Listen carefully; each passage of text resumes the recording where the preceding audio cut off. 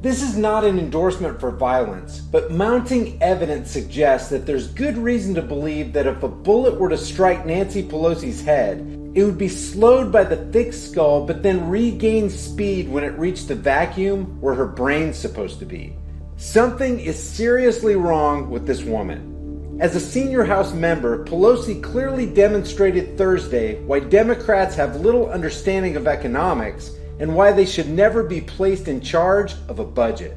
The House Minority Leader described the Trump administration's budget proposal introduced Thursday as stupid, and then exhibited her own stupidity when she added that, quote, "nothing brings more money to the Treasury than education," end quote.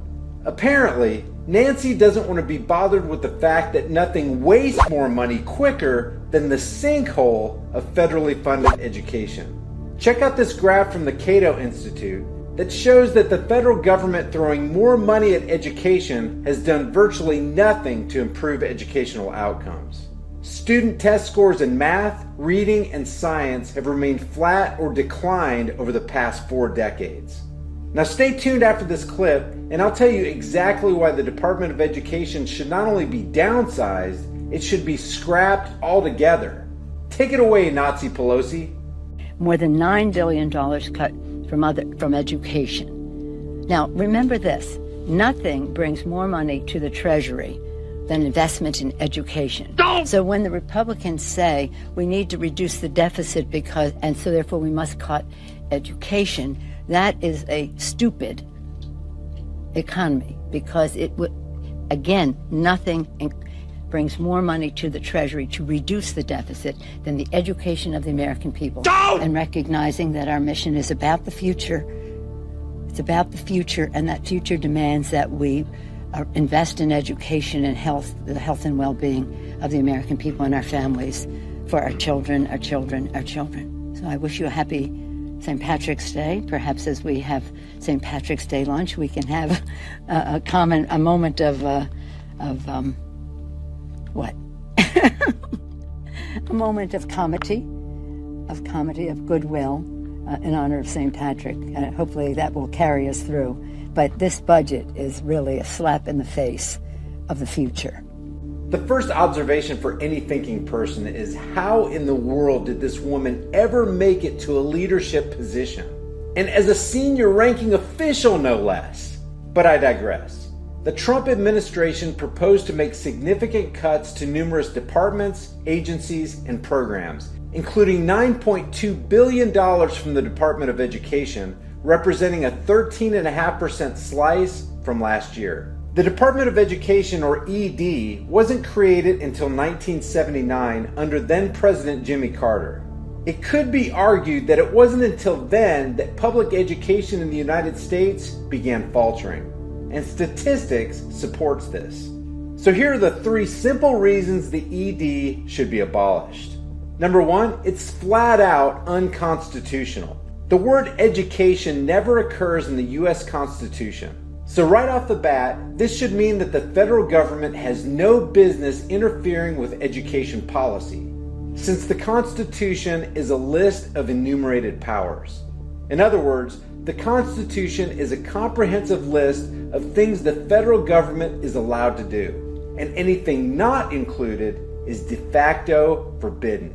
So to make this doubly clear, the 10th Amendment in the Bill of Rights is explicit.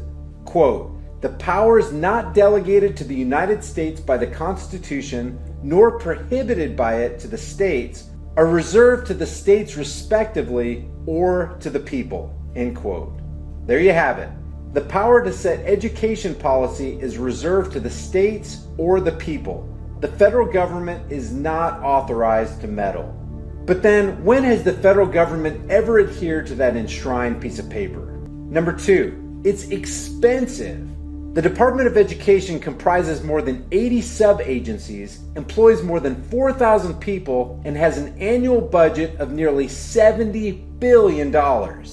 When you include other federal spending like Head Start and the school lunch program, that number swells to more than $100 billion. With the national debt rapidly hurling toward $20 trillion, this may be a drop in the bucket, but as a wise man once said, A few billion here and there eventually adds up to real money. Besides, it's insane to think we couldn't find better, more productive uses for $100 billion a year. Just off the top of my head, how about giving it back to the taxpayers? Of course, maybe the federal government could justify this expense if it produced positive results. Unfortunately, that leads us to the third reason the ED should be completely abolished. It doesn't work! The Department of Education has been around since 1979, and in that time, with the huge amounts of money that have poured into it, a reasonable person would expect to see massive improvements in educational performance.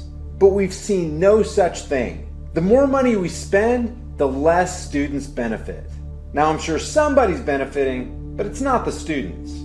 The department itself recently admitted that education spending isn't producing any measurable results.